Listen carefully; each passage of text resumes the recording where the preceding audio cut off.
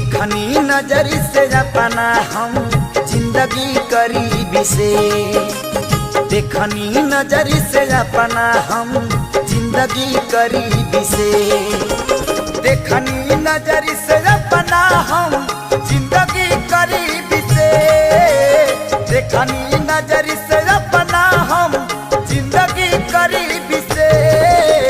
जेकरा जवन बा मिलल अपना नसीब से, जेकरा जवन बा मिलल अपना नसीब से।